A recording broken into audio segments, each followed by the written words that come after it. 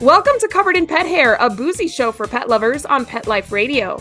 I'm your host, Isabel Alvarez-Arrada, and today I have the pleasure of having a drink and a chat with a certified professional dog trainer that's going to help us navigate the evolution of canine culture.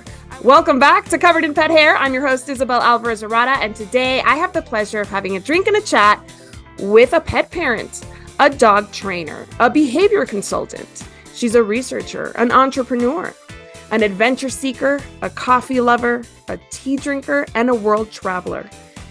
She has a few acronyms behind her name. They are VSPDT, KPA CTP, and CSAT. She was born in Caracas, Venezuela, immigrated to the U.S. in 1988, became an American by choice in 1993, and currently lives in Orlando, Florida. She's wife to Tom. She is mom to a human male who she says is a teen and therefore a subspecies, LOL. I'm not looking forward to the teen years, so I can hear that. I feel that when you say that. His name is Aramis, and then she has a golden retriever daughter who is an adult now, and she is Anais, also known as Nisi. She's 4 years old. Her name is Lorena León Patti, and I cannot say it in English because some words just don't roll out off my tongue in English. So Lorena León Patti, for those who don't understand what I first said, but she is my guest today, and I'm thrilled to meet her finally in person after following her for so long. She is a wealth of knowledge, and welcome, Lorena. It's so good to have you on the show.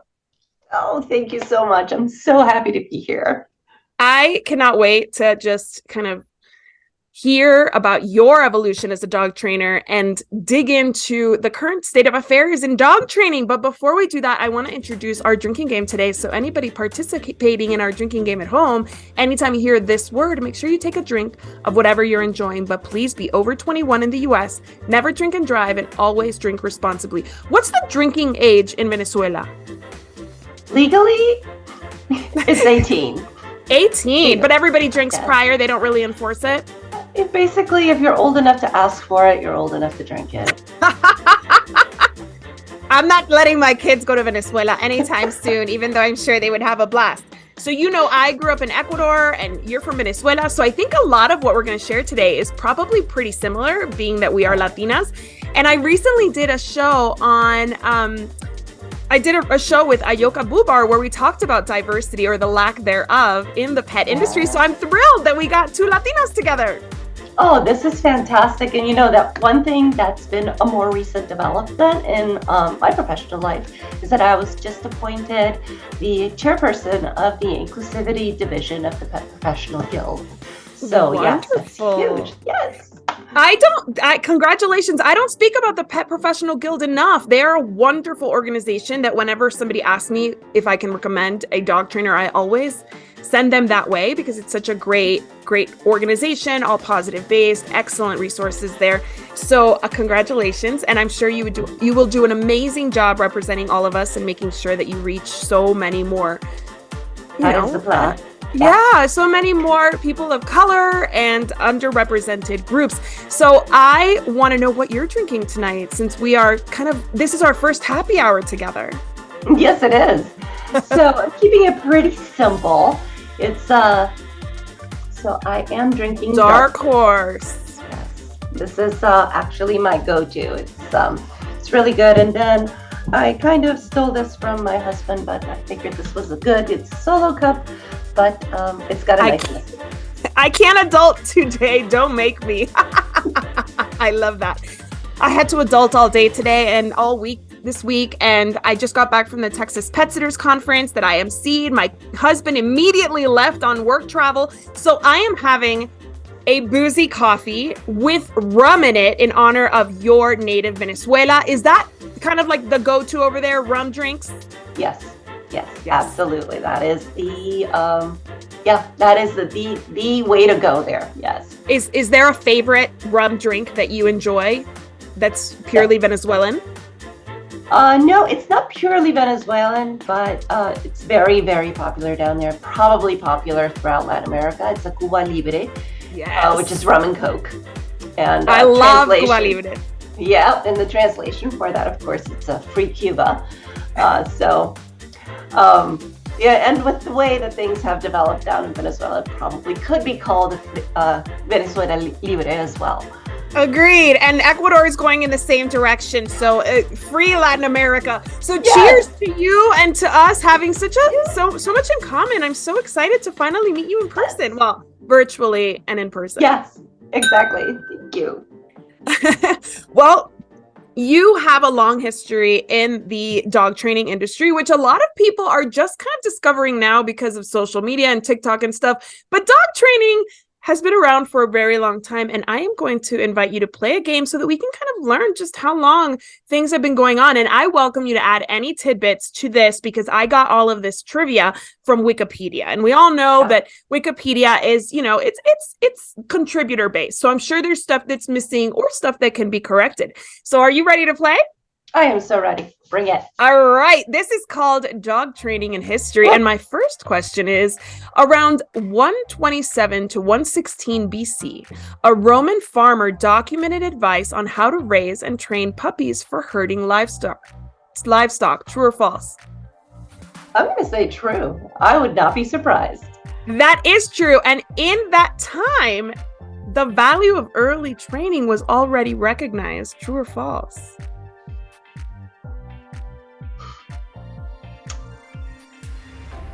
I'm going to say maybe false. It is true according to Wikipedia, but not to the ancient Rome.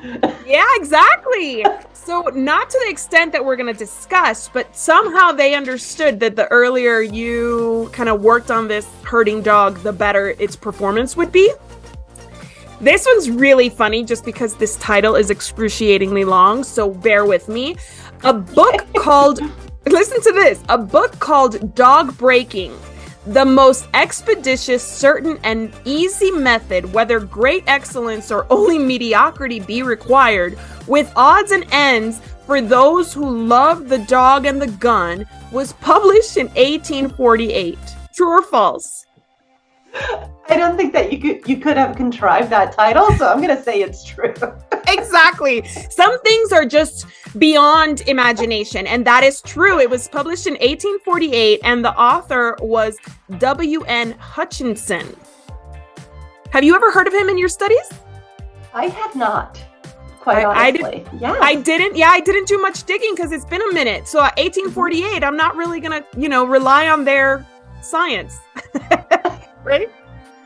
That's very true. But that also makes sense. I mean, that's where most breeds started to be selectively bred, engineered, artificial genetic engineering when it comes to it by humans. And yes. So the 1850s, I think that was like a big heyday for that. And definitely gun dogs are a big thing in the especially back then, as far as the British Isles, in the UK, what's today the UK. So I am also not surprised that something would come out pertaining to gun dogs. Yeah, so he was like, the expert back in the day. So here we go. The next question. Training dogs for police work originated in the US. True or false? I'm going to say false. Where do you think it originated? I'm thinking that probably happened Germany. All right. Yeah, perfect. Very, very good. Yes, very, very good. All right. The next question is, the American Kennel Club began obedience trials in 1935. True or false? That sounds... I want to say it was earlier. According to Wikipedia, it was in 1935. Did you feel like it was earlier than that? I would have thought it was, but yeah, it does. It makes sense. I'm not horribly surprised. Yeah. Okay. So the AKC's been around longer than that, though. So I guess they finally realized that, dog training was a thing in 1935. All right. Yeah. The first dog training TV series started in the UK in 1980. True or false? Walkies? I'm going to say yes. That is true. Do you know who it was with? I think, and this is horrible. I do not I believe it was um, I believe that it was a lady trainer. And good Lord, her name just flew out of my head. Barbara Woodhouse? Yes. She was known as the first international celebrity dog trainer. Isn't that so fascinating? That is incredibly fascinating. It's also surprising because that is pretty current. Right. You know? Yeah. Thank you for saying that. I was born in 1980. Oh, you're sweet child. Very current. I like to think so too. I do. Yeah. No, the 80s were literally, 20 years ago. As far as exactly. As far as I'm concerned, I agree completely. Okay, so Barbara Woodhouse, coined the term "no bad dogs." True or false? True. According to Wikipedia, that is true. And you know what's funny is I hear "no bad dogs" all the time. People use that all the time, but you never know who coined it. So I was really excited to see that it is credited to Barbara Woodhouse, who, by the way, I've never heard of until today. So I will say that I need to brush up on my Barbara Woodhouse. I bet you there's something on YouTube. Yeah, I'm sure there is. The next one I have actually heard about, and I have actually listened to some of his seminars. Ian Dunbar discovered that dog trainers were wasting the formative puppy months and designed his training program around puppy socialization, bite inhibition, and household manners before 6 months, sometime in the 90s. True or false? That's true. Yes, that is so true. It's amazing that we wasted so much time with puppies and their formative months until the 90s. That's so crazy. And Ian Dunbar, I've learned so much from his seminars. I've never seen him in person, but he's great. And then phenomenal. Yeah. Finally, you would know about this. Karen Pryor is known for her work with clicker training in dogs. True or false? True. True. Did you know that it began? Do you know how it began? No, I would love to hear it. She actually started, I believe it was, if it's not in the 1950s, in the early 60s, out in Hawaii. And she started doing the marker training with dolphins. Wow, dolphins. Mind blown. Right? So she worked with dolphins, she worked with horses, and with dogs as well. But yeah, she is just absolutely amazing. I mean, she is the one, you see the whistles that you go to you go to SeaWorld or pretty much any aquarium that actually does know what they're doing, they have her to thank for that information. And it's just, she's been so scientifically minded in how she does it, in keeping track of things, and that's what's really helped it go into, believe it or not, into the wild animal and husbandry kind of arena first, and then it trickled down into the dogs. And her book, Don't Shoot the Dog, of course, that is a Bible as far as I'm concerned. That is something that any aspiring trainer should be one of the first books that they read. I honestly cannot say enough about it.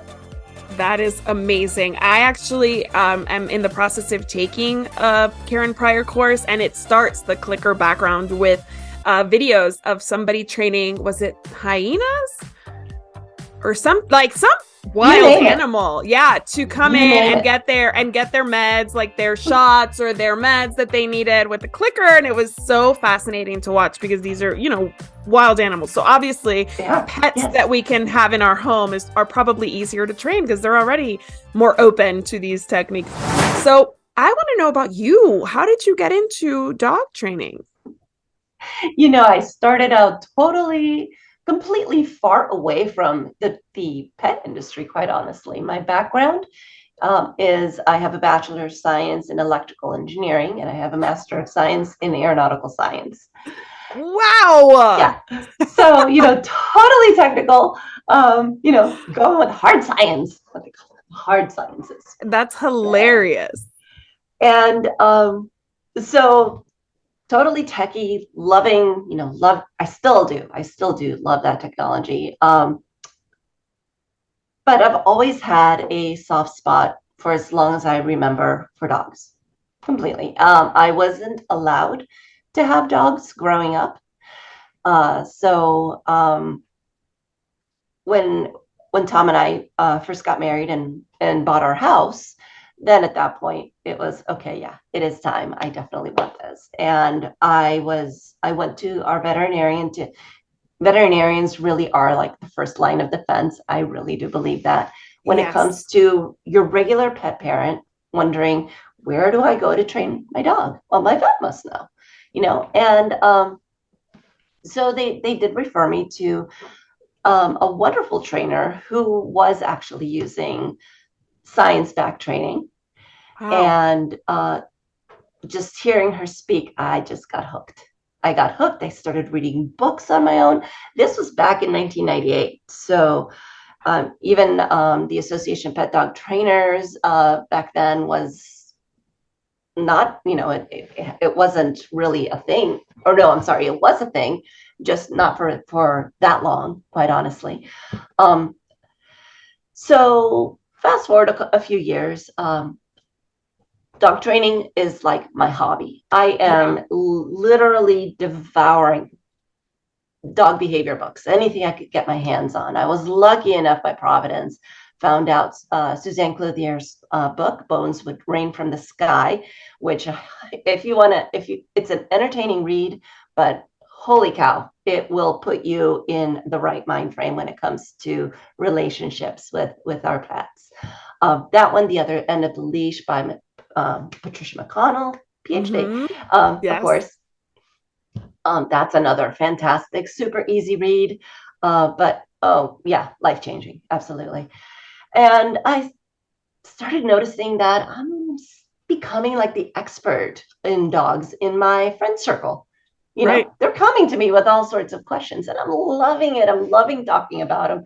I love, just absolutely relish being able to share this information with them and tell them about, like, okay, what's crate training, and, can you do it? And you name it. I mean, just, and it was something that really filled me, I noticed. And it was just like a very, very fun thing. Meanwhile, in the professional world, I'm working in corporate by now. So, information technology. I am an IT refugee. And I know that I'm not the only one in the dog training industry who is such. And I was getting burned out. I truly was. At the time, there was a lot of outsourcing going on, and, just really finding this crossroads where I'm just like, I'm really not enjoying my professional life at this point. And I'm like, wait a minute, there's the dogs, and I'm always happy doing this. So I remember one day, particularly stressed out at work, I decided to just start looking and see if there was anything out there that could teach me to become a dog trainer. And the Academy of Dog Trainers came up, but at the time it was not online. It was in person in San Francisco. I'm like, well, that's out of, forget that. Yikes, Can't quite do that because I'm in Orlando at this point. I'm going like, yeah, no, that's not going to happen. So I found Animal Behavior College, and this was back in 2003.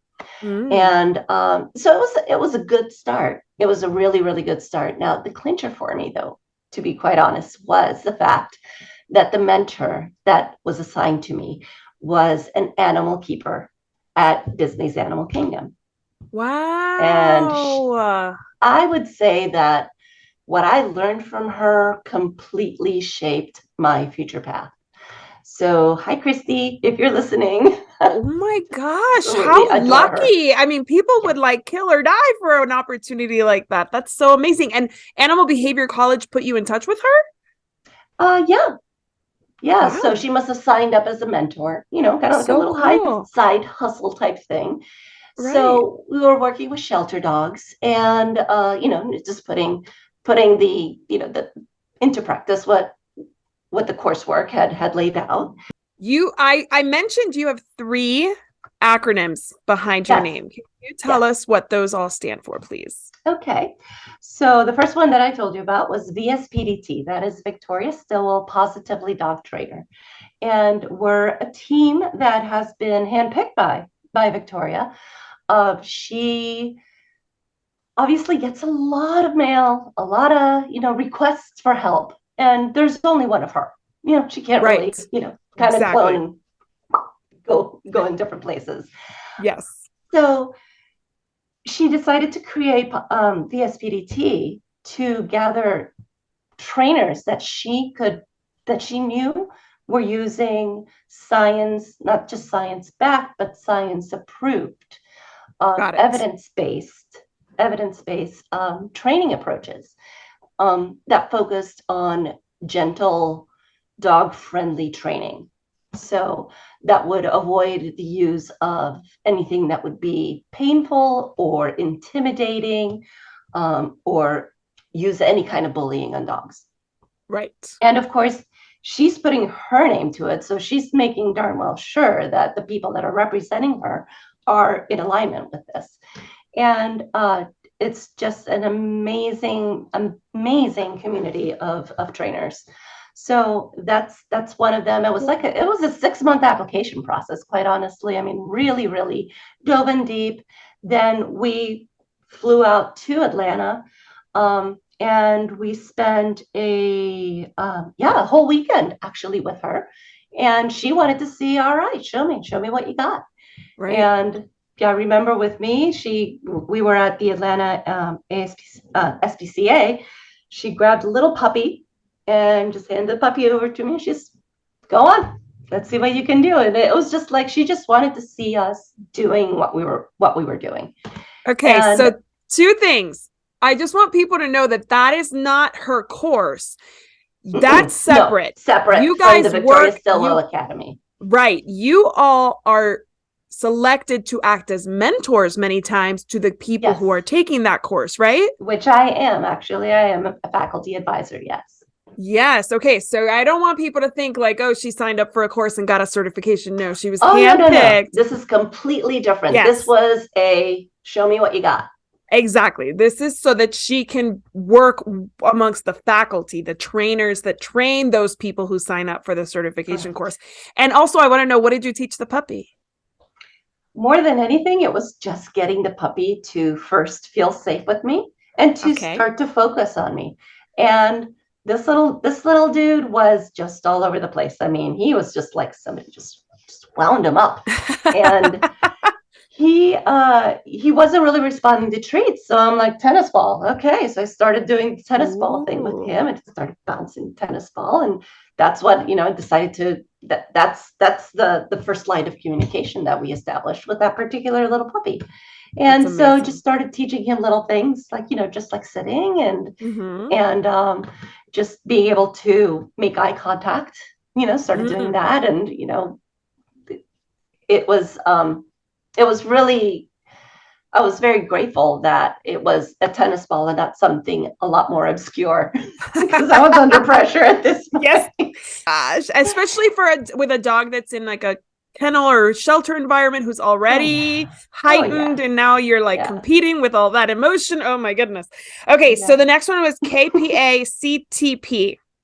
And that is the Karen Pryor Academy certified dog trainer. Okay, you certified training partner. Oh my God. Training partner. Okay. Did you complete the professional course in order to get there? Okay. Yes. And that one is, I'll be honest with you, that was the amount of effort that I put into that course reminded me of grad school. Wow. So not only just because it was hard. I mean, don't get me wrong. I was loving this. Because it honestly just, it really, really took a nice deep dive into operant conditioning, really understanding how that really, really does work. And I would say, it took my training up at least 10 notches. And that was for to become a training partner. So that was a course specifically to attain that. Yes. Yeah, I mean, if you're going to be, and what does it mean to be a training partner? Is it just like a higher level of certification, or do you work on as well as like as a mentor and things like that? No, with that, it's just a higher level type of certification. It requires CEUs, continuing education units. Got it. They, so they make sure that you do need to stay current.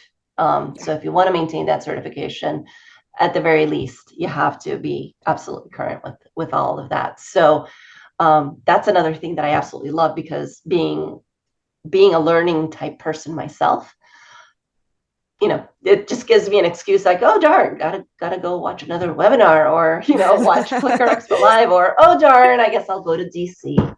Exactly. Okay. Oh Yeah. no, I have to see all my dog trainer friends. I know a few of your dog trainer friends. I bet that reuniting with them is not a terrible idea.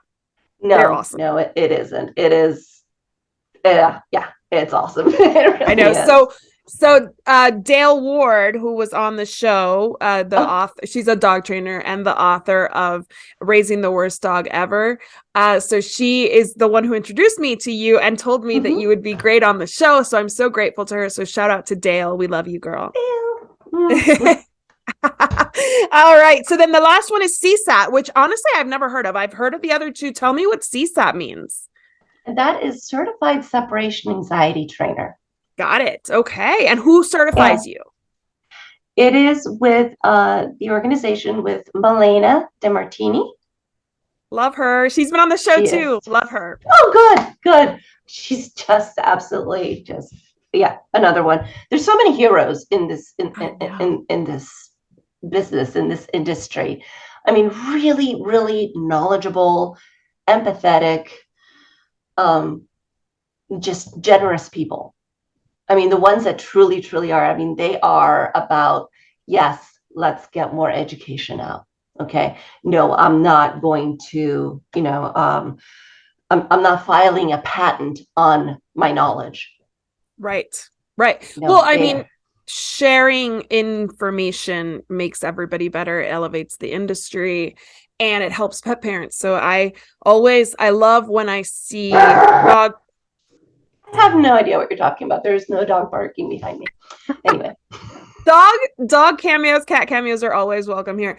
So I always love to see people sharing, because that for me says that it's like a, servant leadership kind of deal where I know that they're committed not only to their success, but the success of the industry and the people involved, in the pet parents and the not people, the dogs. So everybody is represented there when you share what you know and you help other people. So I have to take a break right here, but when we come back, I'm going to ask Lorena all about canine culture or dog culture, like current dog culture, what she sees online, what makes her cringe online. So don't go anywhere. We will be right back after these messages from our sponsors.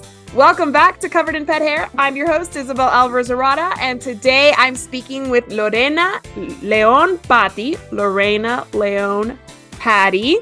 I am trying my hardest, because as a native Spanish speaker, there are some words I just cannot say in Spanish. I can say Madrid, I can say Barcelona, but I can't say Venezuela in English. I just can't. Venezuela just does not roll off the tongue. So Lorena is one of those words. And I'm so excited to be speaking to Lorena, who is one of the most educated dog trainers I've ever had on the show, whom I've ever had the pleasure of meeting, and who obviously has a super love of science, and she brings that love and passion for pets together with her work. So I want to get to know you a little bit better. And the first thing I'm going to ask you to do for me, this is a game I called Dog Culture. And I want you, with my handy dandy clock here, I'm going to give you 1 minute to tell me about the culture you grew up with in terms of dogs, like how your culture viewed dogs in your upbringing. Are you ready to play?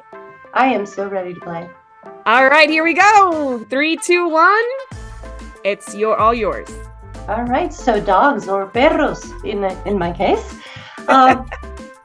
in Venezuela, and I think really pretty much in all of Latin America, dogs are utilitarian for the most part, especially back in the 70s when I was growing up. That is what they were there for. Then in the 80s, you started seeing a little bit more of the smaller pets that would live in the house. But for the most part, dogs were there to guard the house. And you were not to interact with those dogs. You didn't want to, because the dog was supposed to be, mean. The dog's supposed to not make friends with people. We don't want to make him friends with people because he's supposed to chase people away. So that is the view back then of dogs. And I think that it's, I am done. You did it. You did it. Perfect. So awesome job. I would completely agree with you. I was born in Ecuador in 1980, and we lived in an apartment where we didn't have any, we had pets like birds and stuff, which are very common down there. But the dogs that I remember being the first pets first dogs I remember, I'm not even going to call them pets, were imported from Germany. They were like police dogs that were there to guard the property. So my dad had a factory and he had kennels, and we would go to the grocery store. When I was 11, I went back for a year, and I remember going to the grocery store and getting like big bones, and they would make like the big bones that like the grocer didn't need, and they would make some weird like feed, because there was no like dog food, so they would make some weird feed with like oatmeal or rice or like big bones, and they would just throw it at these dogs in these kennels. And if the dog found you at any point, you had no chance of staying alive. Like, this was a dog trained to hurt people. Same impression. Until we moved to the US, we didn't really have a pet dog. Do you think that has changed now in 2023 in Latin America? I think in Latin America, there are more pet dogs, but there's still the guard dog mentality a bit. So that hasn't really been phased out. And culturally, and I'm going to quote Dr. Susan Friedman, there's a cultural fog of what a dog is supposed to be and how you're supposed to treat the dog. And it's either more a tool or it's a plaything. Right. Or a member of the family, like in my case, where, like here, my kids do not play with our pets. They cohabitate with us. We meet their needs. You know what I mean? But that is definitely not the common. No. People get really excited to get a pet, and then they don't realize just all of the other stuff that comes with it, or they get a pet for security. And I think that in our countries, it's so insecure that I understand that, right? That's like your first barrier of security for your home, your property. So I get it. I feel for everybody involved, but I get it. Yeah. And it is, like you said, it is a necessity. Culturally speaking, it is something that we definitely, living here in the States, it's a lot more relaxed. You don't have to have your radar on as strongly as you do when you're down there.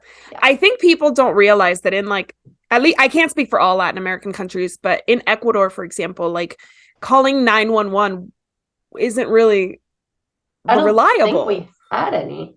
Right. I never it's not heard a reliable emergency thing.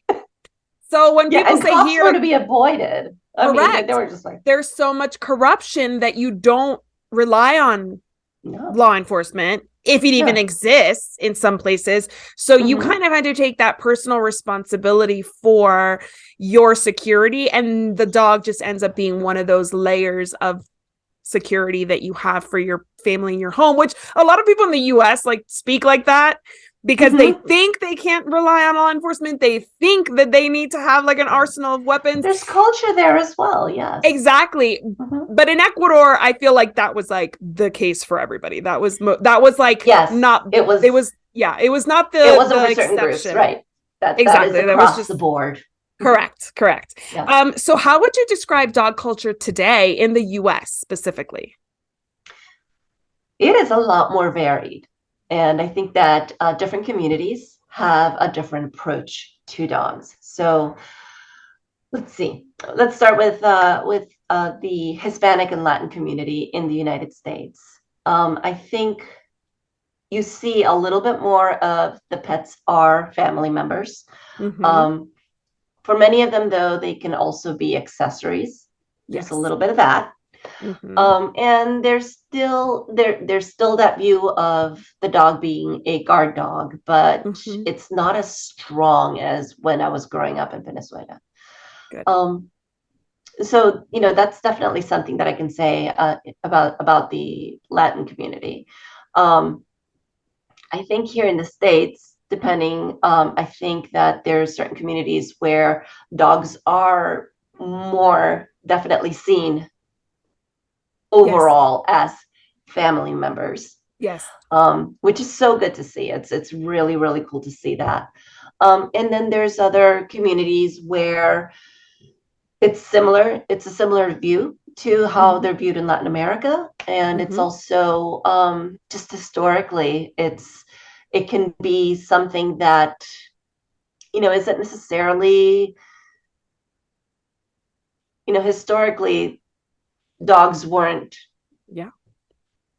they they were used by, Yeah. by the dominant culture to Right. subjugate. So Correct. there is that historical component to it. Yes. Um, I'm not saying that, that dogs are vilified in those communities that have that Right. Right. history, but I think that they're opening up a little bit more Mm-hmm. to it, Mm-hmm. Mm-hmm. but there's such an untapped resource there, and representation is going to be so incredibly important to really help people realize the benefits of pet ownership and just Yes. just how good they really are for you. Yes. But yeah, there's a cultural there's a cultural box that definitely affects them. There's the Mm-hmm. economic box as well. Yes.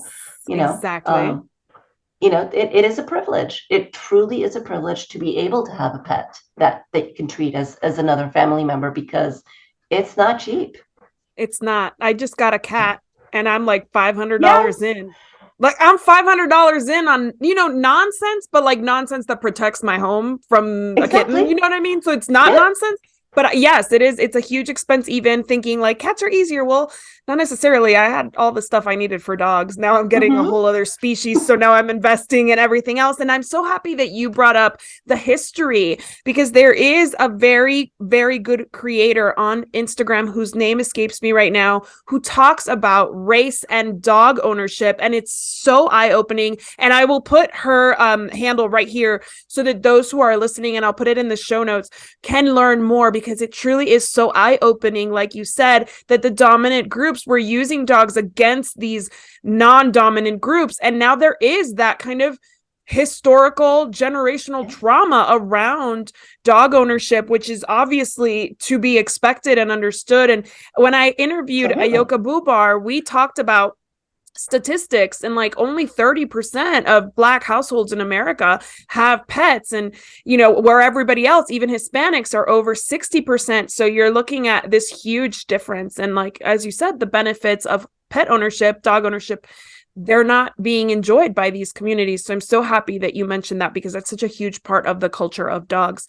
It um is, and it's a reality. I mean, it's a it thing. Yeah. it truly is. And one of the things that stands out to me is that a lot of these groups, these underserved groups in our Mm-hmm. industry, they only have access to social media to Mm-hmm. guide them in their dog training efforts, which is a double-edged sword, because yes, Oh they're yeah. learning about dogs and they're maybe feeling like it's more accessible to them, but I Yep. worry about what they're learning. So what are you seeing on social media about what You in know, terms of learning and reaching everybody?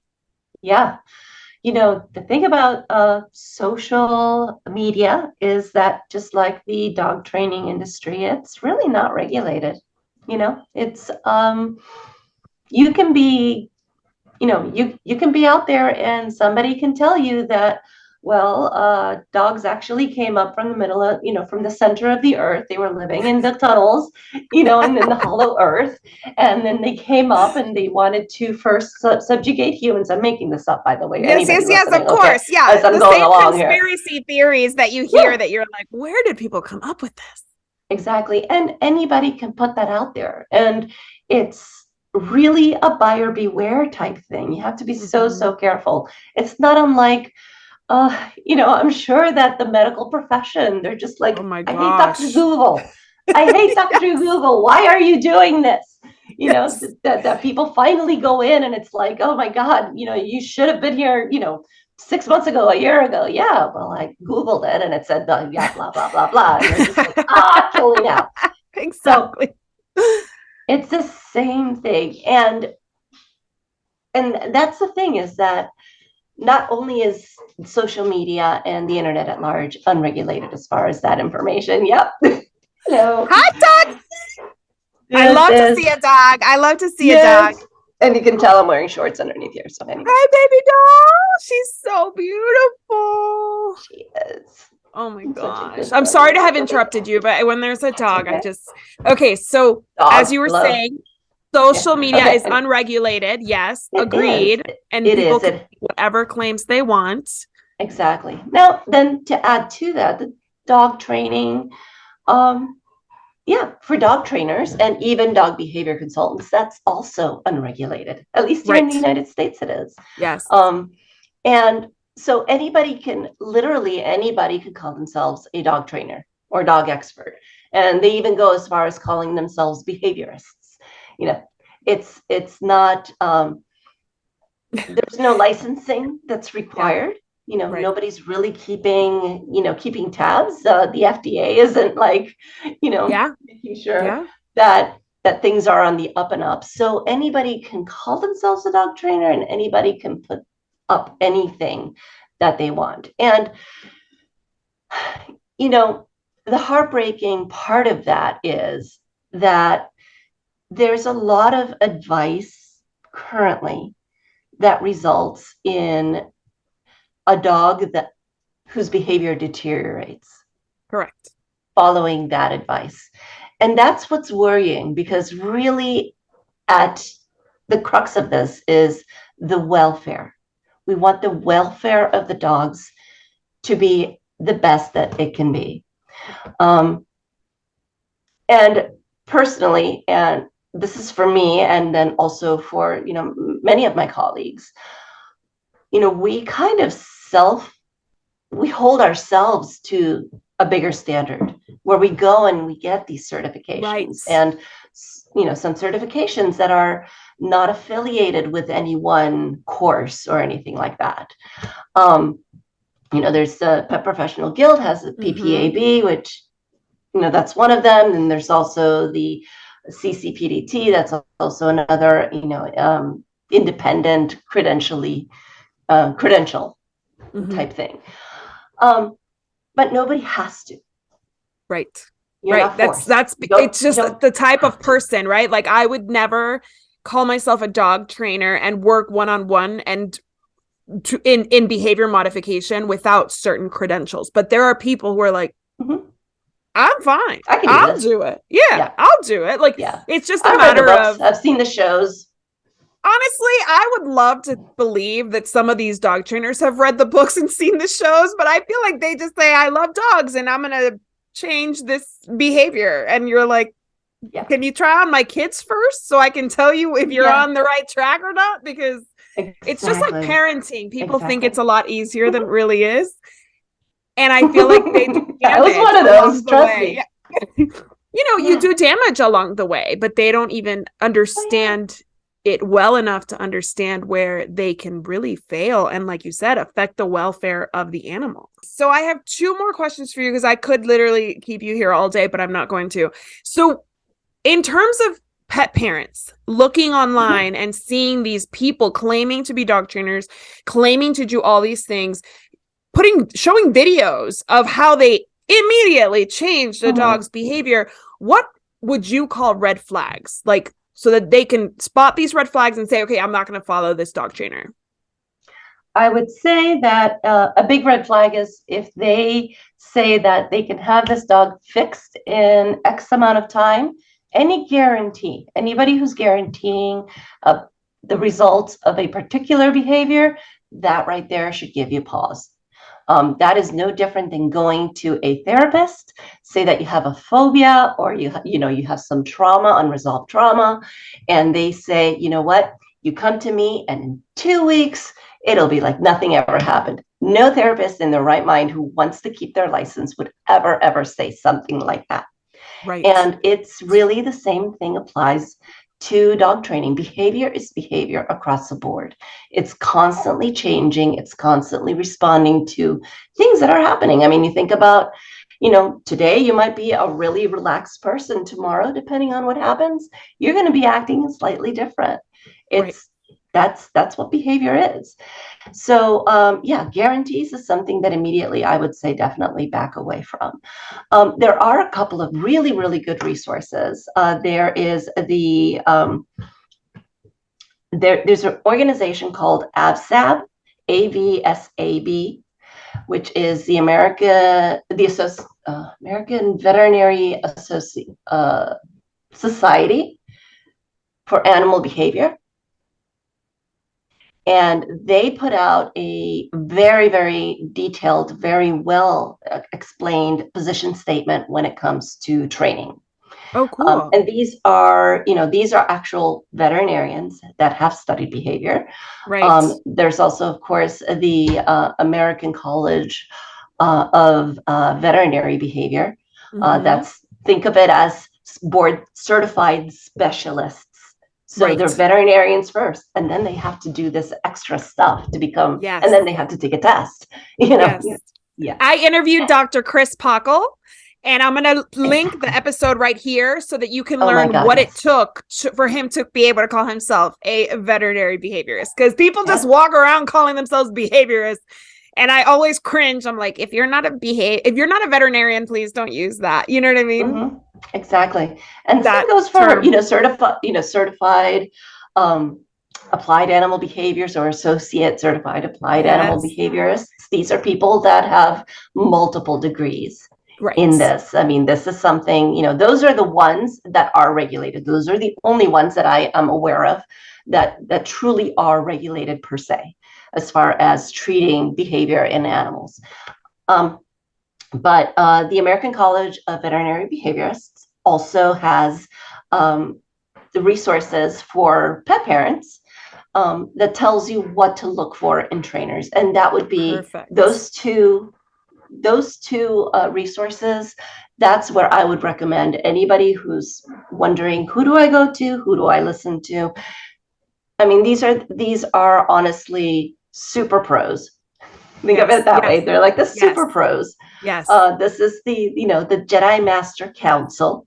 Members that can definitely tell you this is what you want to look for, and this is the kind of thing that you want to make sure that any trainer that you're considering following, engaging with, or or hiring. These are the things that you want to look for. Yes, please don't hire just anybody just because your neighbor said they were good. Like, you're going to spend so much money and you could actually hurt your dog or your relationship with your dog. It's really just, it's so discouraging sometimes when I think that people are just kind of jumping on a bandwagon, spending all this money and actually getting less than they had to begin with. So I hate to think that. Let me ask you how you feel about any dog trainer who's using the word like respect. Like, I make this dog respect me. Does that make any kind of alarm bells go off? That one normally would raise alarms as far as I'm concerned. There is a very old another cultural fog that's been said forever and ever, that dogs are, they're always jockeying for dominance in the relationship. That's been disproven scientifically. It's been disproven. A lot of the origins of that was from a study. I believe the author was Schenk in Germany in the 1940s, where they took, of all things, they took unrelated wolves And, at the time, obviously, they didn't have, RF tags. They could, the technology to, to really, truly follow them in their natural environment just was not available. The only thing that they had available at that time were captive wolves, put them in an enclosure together, and let's observe what happens. And unbeknownst to them, what they were really seeing was the wolf version of the Lord of the Flies. And so a lot of, was behavior observed? Yes. Right. But when compared to the observations, and this is what's wonderful about science, is that, it changes because they keep researching it. And when things are different, they're like, whoa, wait a minute. And then that's when they present something to other scientists, and the other scientists are like, all right, let me take a stab at it. I'll do exactly what you did. Let's see if I get the same results. Right. Hey, look at that. I think we're onto something. That is what science does. Right. It is by nature being skeptical of things, and not really giving things benefit of the doubt, like, oh yeah, maybe that's really the case. No, they're looking at like, okay, you know what? Experience and what multiple people have been doing, these are the conclusions that we are reaching. Right. And that might also change in the future. That's part of science. You have to be able to say, okay, yeah. But at the same time, it's also about making sure that you do stick to the science at this time of what's been found at this point, up until you prove, using the scientific method, that things are different. Yes. Stick with what has been researched. Right. We're closer to the truth now based on what we have. Yes. It's not, set in stone, but this is the closest we have. So let's go with that. So instead of obedience and respect, what is the goal in your mind of dog training? Building a relationship. It's building a relationship between two very different species. And this is the thing, is that dogs are not humans. Right. They're not even primates. Okay. I mean, talk about like total different branches here from evolution. And just the fact that we were able to come together and be cooperative is a small miracle in itself. It's just amazing. And there's actually a field of study, for that as well. And it's just absolutely mind blowing. I mean, think about it. Who in their right mind? And you have young kids. So imagine saying, you know what? I like that wolf. Let me go ahead and invite it in, even though I have small children that could be his dinner. Right. Literally. Yeah. Right. Just the fact that it just blows my mind. Eternally grateful to, our ancestors, that for doing it, but for not this. knowing what in the world they were taking on. Yes. Exactly. It's like, okay, yeah, that was insane, but thank you. I agree. So really, we have history with this species, humans and dogs. The domesticated dog, Canis lupus familiaris. We have a shared history spanning thousands and thousands of years. We've essentially co-evolved. We've evolved together. We have changed them and they have changed us, And quite honestly, it's because there is that relationship. It really, truly boils down to the fact that we have selected the dogs that would not eat our young. Okay. Thank goodness. Those were the ones that stuck around. Yeah, those were the ones that stuck around. So, as far as dogs wanting to get the upper hand or anything like that, that's not on the radar. Right. Okay, we've artificially selected breeding for the dogs that could care less. They just want to feel safe.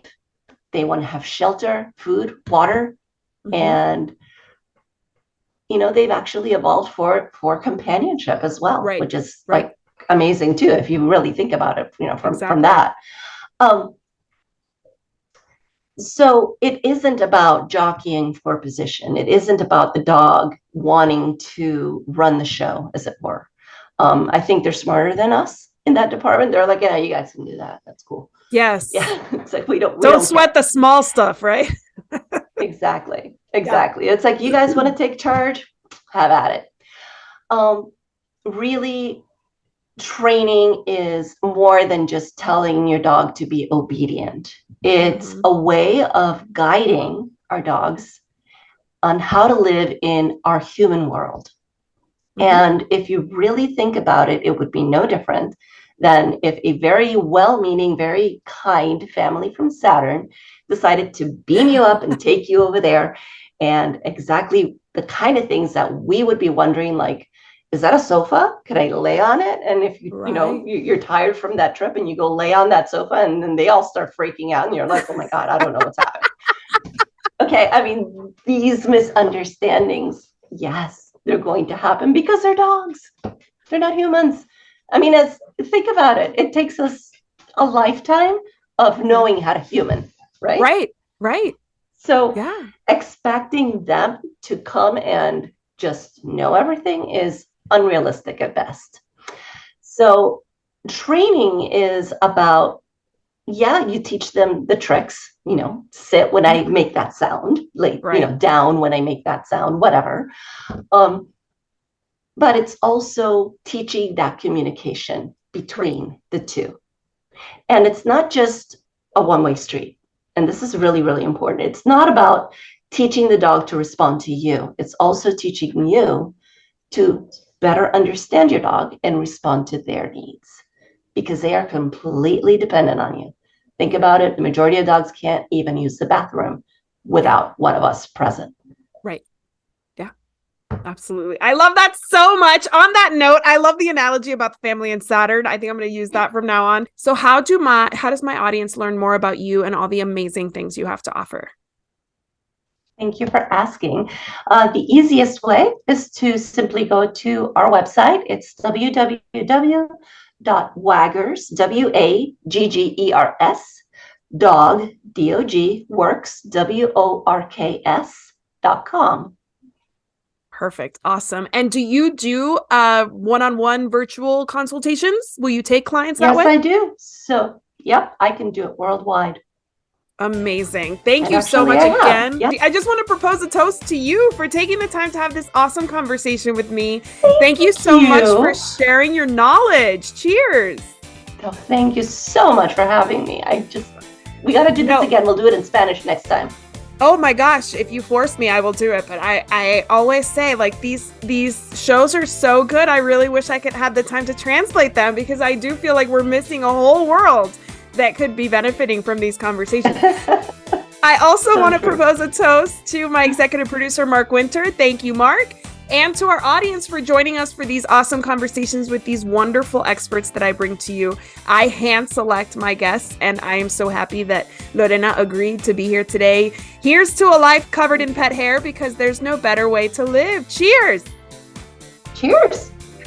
To learn more about Covered in Pet Hair, please visit coveredinpethair.com or petliferadio.com. Thanks for watching, and I'll see you next time.